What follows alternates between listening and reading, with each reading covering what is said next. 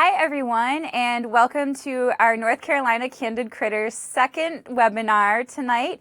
My name is Dr. Stephanie Schuttler, and I am one of the scientists on the Candid Critters projects. Today we are going to go over some reminders for uploading your photos to the scientists here so we can expert review them. And we are also going to show you some of our top 5 favorite photos from the week. And remember, this is your chance to interact with the scientists. So if you have questions or comments, please write it in the Facebook Live feed. Remember, we are live, so we'll be able to take questions on air. So let's get started with our top 5 photos from the past few weeks. You'll notice a theme here with these photos. We have some extreme close-ups. So here we first have a gray fox. You'll notice that the animals sometimes notice that there's something new in their environment, in this case a camera trap. So they'll get real close to the camera trap and check it out, and then we get these really extreme close-ups of their face. Next we have what definitely is a deer in the headlight look with these 2 bucks with some pretty impressive antlers. Here we have a raccoon, and raccoons are some of our most curious candid critters. They'll come right up to the camera trap and sometimes touch the camera trap, we think trying to open it or at least figure out what it is. And here we have a less curious candid critter. This is an opossum just moving along, minding its own business, but we were still able to get a pretty good close-up of it. And our last photo is one of my favorites, and this is something you'll be really lucky to see on a camera trap. This is a red fox, and it looks like he was able to successfully hunt something. In this case, it looks like maybe a rat. Remember, if you're having problems with your identifications, we have some resources available for you to help you out with the IDs. For this session, you should now be picking up your camera trap and deploying your second camera trap if you're continuing on with the process. Remember, when you are redeploying your camera trap, you want to move it at least 200 meters away.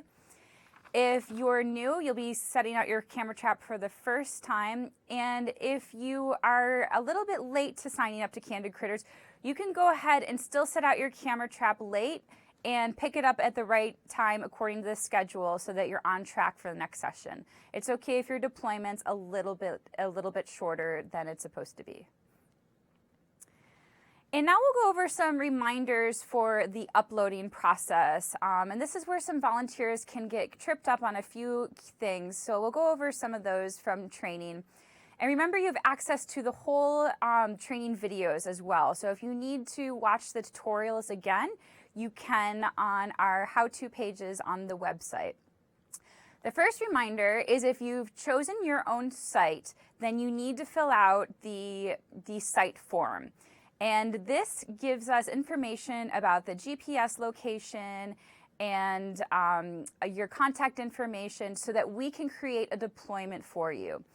And if you try to upload your photos without doing this site form, you actually won't have a spot on your software, so you won't be able to upload your photos. So you will have to fill this out to move forward. And these are found at the Candid Critters website. Sorry, I forgot to mention that. If you go to the volunteer resources section at the top, you click there and the site form is on the first of the list. And then we want you to upload your images as soon as possible. And we don't think you'll have a problem with this because this is people's favorite part.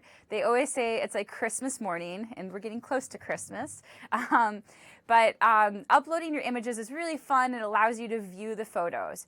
And remember, when you're doing the uploads, you don't want to delete any photos at all. So you actually don't even have to look in the folders. Just upload the whole entire photo to the software, and you can use our user-friendly software to identify the species. Our next reminder is if you are continuing on with the project, then you will set your camera trap up in a new location.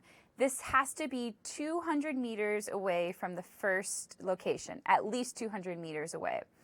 If you're finished with the project and you have borrowed a camera trap from us, then you will return it to the library from which you borrowed it from. and this will allow someone else to participate in the project. And then the last reminder is a really fun one. We want you to post your photos, and you can post this to Facebook, Instagram, or Twitter, and you can use the hashtag #CandidCritters. And we'll be using this hashtag to search for the best photos, and these can be camera trap photos, these can be pictures of you and your friends setting up the camera traps, or if you have a really cool place that you set up your camera trap, you can take photos and post them, and we'll use them in our social media to make a collection of really fun volunteer photos. Now we're going to go to some of the more specifics with the photo uploads.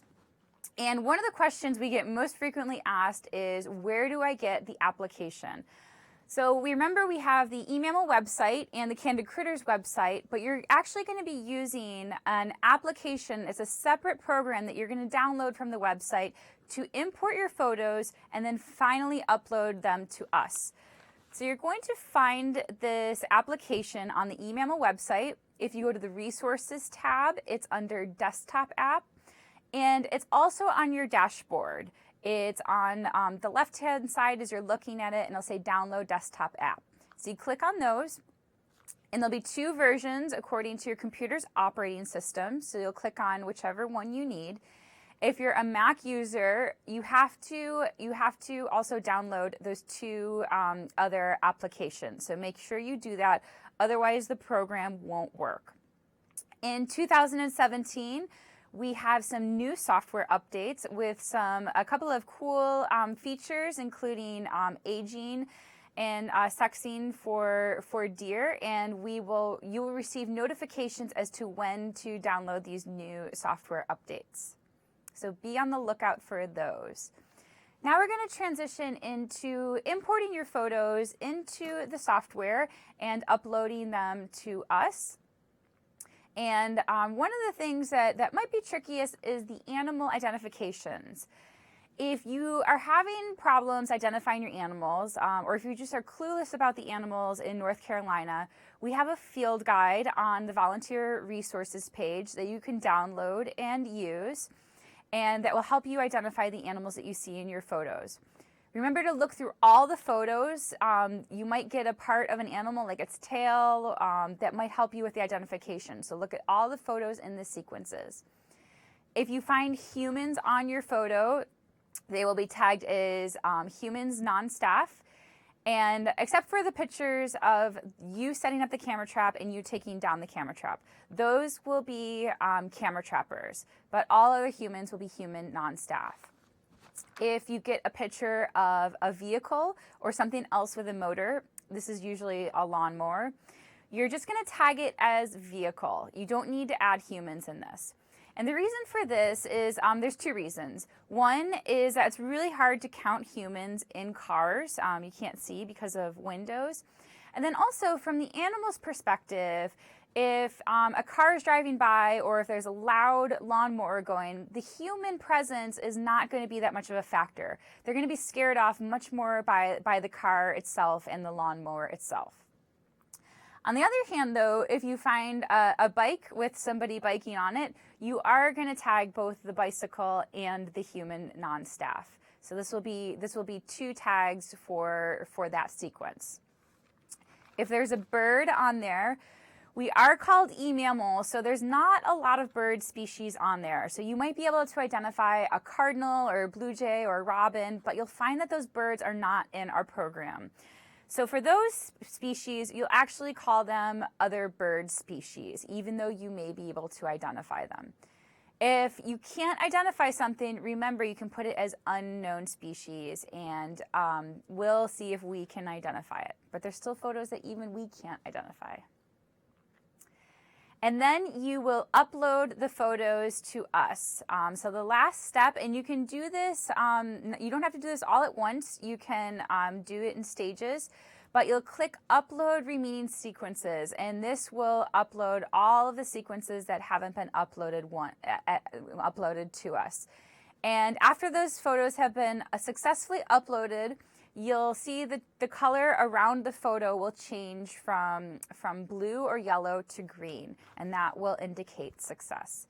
And then we'll receive your photos and start the expert review process, which I know I'm really looking forward to.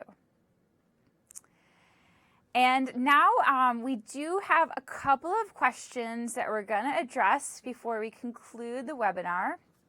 So I'm going to read off a couple of those questions that we got. So the first question that we have is, I have 2 folders of photos for 1 deployment. What should I do? So sometimes when you open up the folder, or when you're choosing the folder from the software, you'll notice that there's a couple of folders in there. And this may happen for a couple of different reasons. So you actually might want to look into your folders and look at the pictures themselves to see what is going on. If the pictures are the date of when you set up the camera trap, then you can actually choose the folder that holds both of those folders. It's what we call a parent folder in the upload, and all of those photos will get uploaded correctly.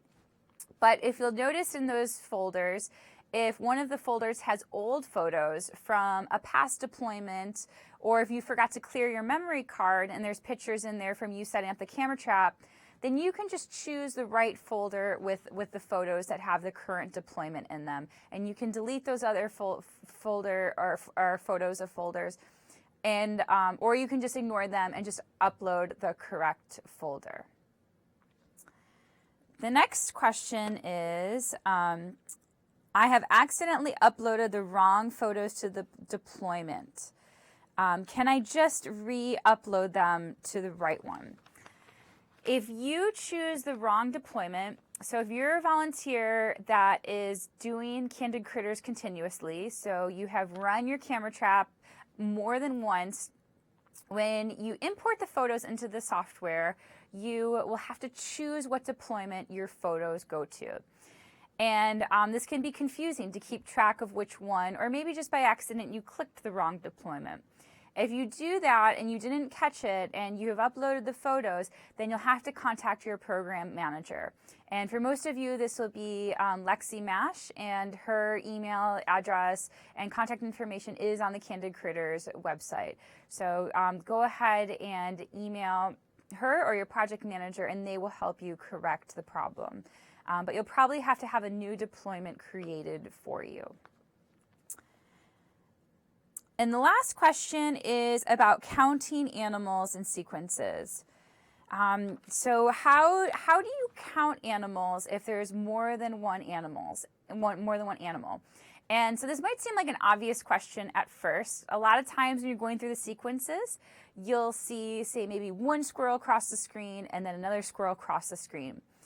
If they're both coming from one direction and going to the other side, then that would be 2 animals. So if one's following the other, it would be 2 animals. But say you have a squirrel that is in the camera range, and then it goes off camera, and then it comes back into camera from the same side, that's probably the same squirrel. So we would only count that as 1 squirrel. So you're going to use the photos and your best information about where the animal is positioned as it exits on and off camera to help you count the animals. But it's unlikely that that's a completely new squirrel that you haven't seen before, and it's probably just the same individual. And I think that's all we have for questions, unless do we have any other additional questions? It's what?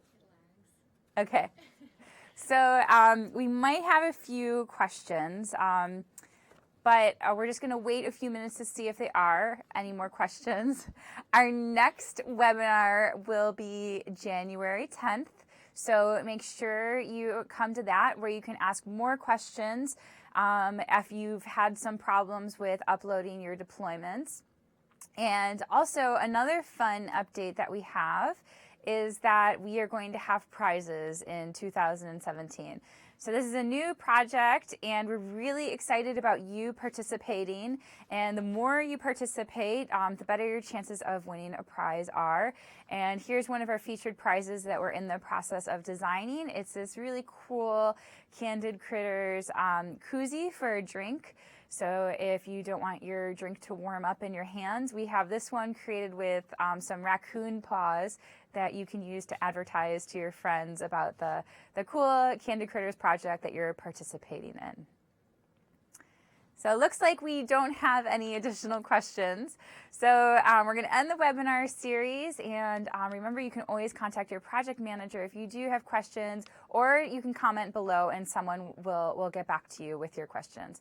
So thank you very much for joining us. And we're really excited about seeing your photos, again, with the hashtag Candid Critters. Thank you once again.